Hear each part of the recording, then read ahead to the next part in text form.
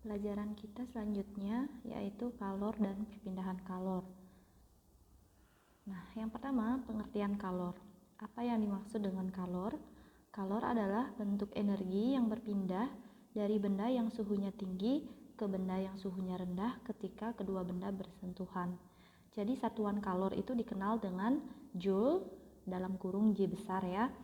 Kemudian 1 kalori itu setara dengan 4,2 joule atau 1 joule setara dengan 0,24 kalori. Biasanya kalor itu dinyatakan dalam kalori dan dinyatakan dalam joule juga, tapi satuan internasional untuk kalor adalah joule. Pengaruh kalor terhadap suhu zat. Jika suatu zat menyerap kalor, maka suhu akan naik. Dan jika suatu zat melepas kalor, maka suhunya akan turun. Artinya, benda-benda yang memiliki suhu tinggi, itu artinya benda tersebut telah menyerap kalor. Sedangkan benda-benda yang memiliki suhu rendah, artinya benda tersebut telah melepas kalor. Nah, misal, air panas ditambahkan es batu, itu menjadi air hangat. Air panas itu sendiri adalah benda yang menyerap kalor, sedangkan es batu itu adalah benda yang melepas kalor, sehingga ketika kita gabungkan air panas dan es batu, itu akan terbentuk air hangat. Jumlah kalor atau dilambangkan secara fisik dengan huruf Q kapital yang diserap atau dilepaskan oleh suatu zat adalah, nah ini rumusnya, Q sama dengan C dikali M dikali delta T. Dibalik juga boleh karena sering di buku itu dicantumkan Q sama dengan M dikali C dikali delta T. Ini perkalian ya, jadi bisa dipindah tempatnya. Nah, dengan Q adalah jumlah kalor dalam satuan J atau kalori, M adalah massa benda dalam kilogram, C adalah kalor jenis zat dalam satuan joule per kilogram derajat Celcius, dan delta T adalah kenaikan suhu derajat Celcius atau Kelvin. Kemudian delta itu adalah perubahan. Nah, jadi bagaimana cara mencari delta? Itu suhu akhir dikurangi suhu awal. Nah, jadi T dikurangi T0. Selanjutnya, contoh soal. Berapakah kalor yang diperlukan untuk mendidihkan 1 kg air jika suhu awalnya 25 derajat Celcius sampai 100 derajat Celcius dan kalor jenis air 4,2 kali 10 pangkat 3 joule per kilogram derajat Celcius. Nah, kita uraikan terlebih dahulu. Berapakah kalor yang diperlukan? Berarti yang ditanyakan adalah Q. Kemudian, nah, 1 kg ini adalah massanya. Suhu awal 25 derajat Celcius adalah T0. Kemudian 100 derajat Celcius adalah T atau suhu akhir. Dan 4,2 kali 10 pangkat 3 itu adalah C atau massa jenis. Nah, mari kita masukkan Q sama dengan M dikali C dikali delta T. Nah, ini dia diketahui M-nya 1 kg, C-nya 4,2 kali 10 pangkat 3, kemudian T0-nya 25, T-nya adalah 100, jadi delta T adalah T akhir dikurangi T awal, T min T0, sama dengan 100 min 25 yaitu 75 derajat Celcius. Ditanya Q. Nah, Q sama dengan M dikali C dikali delta T. Kita masukkan 1 kg dikali 4,2 kali 10 pangkat 3 dikali 75 derajat Celcius. Hasilnya adalah 315 kali 10 pangkat 3 joule. Itu 10 pangkat 3 itu artinya 1000, jadi dirubah ke kilojoule sama dengan 315 kilojoule. Nah, mudah kan? Jadi jumlah kalori yang diperlukan untuk mengubah sejumlah atau 1 kg air itu diperlukan sebanyak 315 kilojoule. Selanjutnya kalor jenis. Kalor jenis adalah banyaknya kalor yang diperlukan untuk menaikkan suhu 1 kg zat sebesar 1 derajat Celcius atau 1 Kelvin.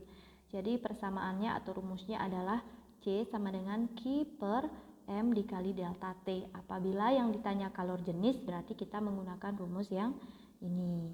Nah, yang di bawahnya adalah kapasitas kalor. Kapasitas kalor adalah kemampuan suatu zat menyerap kalor untuk menaikkan suhunya menjadi 1 derajat Celcius lebih tinggi. Persamaannya, nah ya, kalau kalor jenis tadi itu adalah C kecil, sedangkan kapasitas kalor itu C kapital ya. C sama dengan Q per delta T. Nah, ini dia. C sama dengan Q per delta T atau C besar sama dengan M dikali C kecil. Nah, kita bisa menggunakan rumus yang mana saja. Selanjutnya, pengaruh kalor terhadap perubahan wujud zat. Nah, kita sudah pernah membahas ini di SD juga sudah kalian pelajari. Jadi, kalor itu dapat menyebabkan perubahan wujud zat. Misalkan dari padat ke cair itu melepas kalor. Nah, melepas kalor itu disebut dengan istilah mencair atau melebur. Sedangkan dari cair ke padat itu memerlukan kalor, itu prosesnya membeku. Dari padat ke gas itu prosesnya menyublim, melepas kalor. Jadi yang warna tulisannya putih itu artinya melepas, sedangkan warna tulisannya kuning itu memerlukan kalor. Mohon maaf, tulisan kebalik ya. Jadi yang tulisannya kuning itu melepas kalor, sedangkan yang tulisannya putih itu memerlukan kalor. Itu aja yang perlu kalian ingat. Jadi proses zat dari zat cair menuju zat padat itu melepas kalor, prosesnya disebut membeku, sehingga yang warna kuning membeku, mengkristal dan mengembun itu melepas kalor, sedangkan menyublim, mencair dan menguap itu memerlukan kalor. Nah, itu yang perlu diingat. Selanjutnya perubahan wujud zat yang melepaskan kalor. Nah, ini dia membeku, melepas kalor ya, seperti tadi ya. Dari cair ke padat itu melepas kalor, kemudian mengembun juga melepas kalor, mengkristal juga melepas kalor. Kalau yang memerlukan kalor ada mencair, kemudian ada menguap dan juga menyublim. Nah, seperti pada contoh yang ada pada gambar. Kalor laten. Jadi kalor laten adalah kalor yang dilepas atau diserap pada saat perubahan wujud zat. Satuannya adalah joule per kilogram. Kalor laten terdiri dari dua, yaitu kalor lebur dan juga kalor beku. Nah, kalau kalor lebur, L sama dengan Q per M atau Q sama dengan M dikali L. Kalor lebur adalah kalor yang diperlukan oleh satu satuan massa zat padat untuk mencair atau melebur pada titik leburnya. Titik lebur adalah suhu saat ketika zat itu melebur. Kalor beku adalah kalor yang diperlukan oleh satu satuan massa zat cair untuk membeku pada titik bekunya. Titik beku adalah suhu zat ketika membeku. Nah, kalian bisa melihat grafik perubahan wujud air. Jadi prosesnya itu dari A sampai E ya. Kemudian sumbu Y-nya itu adalah suhu, sumbu X-nya itu adalah waktu. Nah, dari A ke B itu wujudnya S. Nah, A ke B masih wujud S. B ke C itu adalah proses meleburnya, makanya tidak ada perubahan suhu. Kemudian titik lebur S sama dengan titik beku air, yaitu 0 derajat Celcius. Kalor uap atau U sama dengan kalor embun. U sama dengan Q per M atau Q sama dengan M dikali U. Kalor uap adalah kalor yang diperlukan oleh satu satuan massa zat cair untuk menguap pada titik didihnya. Titik didih adalah suhu zat ketika mendidih. Kalor embun adalah kalor yang diperlukan oleh satu satuan massa gas untuk mengembun pada titik embunnya. Titik embun adalah suhu zat ketika mengembun. Nah, ini hampir sama dengan kalor lebur, hanya saja ini kalor uap terjadi ketika proses menguap. Nah, ini dia keterangan lanjutan dari yang tadi ya. C ke D itu adalah wujud air karena suhunya berkisar di antara 0 sampai 100 derajat Celcius. Jadi Airlah yang memiliki kisaran suhu 0 sampai 100 derajat Celcius. Kemudian D ke E itu adalah wujud air dan uap atau menguap. Titik uap air sama dengan titik embun uap, yaitu sebesar 100 derajat Celcius.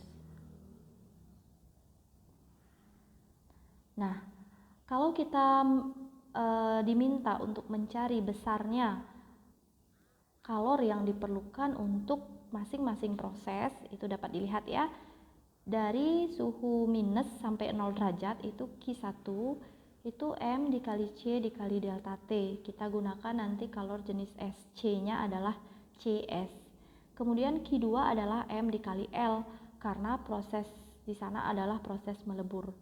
Q3 itu yang memiliki kisaran suhu 0 sampai 100 itu M dikali C dikali delta T, di mana C-nya itu adalah kalor jenis air.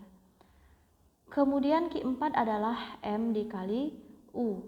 Nah, itu karena tidak terjadi perubahan suhu. Sedangkan Q5 adalah M dikali C dikali delta T, kalor jenis gas di sana ya. Nah, jadi Q total nanti adalah penjumlahan dari Q1 sampai dengan Q5. Nah, untuk video kali ini Miss jelaskan sampai di sini. Nanti kita lanjutkan lagi penjelasan selanjutnya. Terima kasih.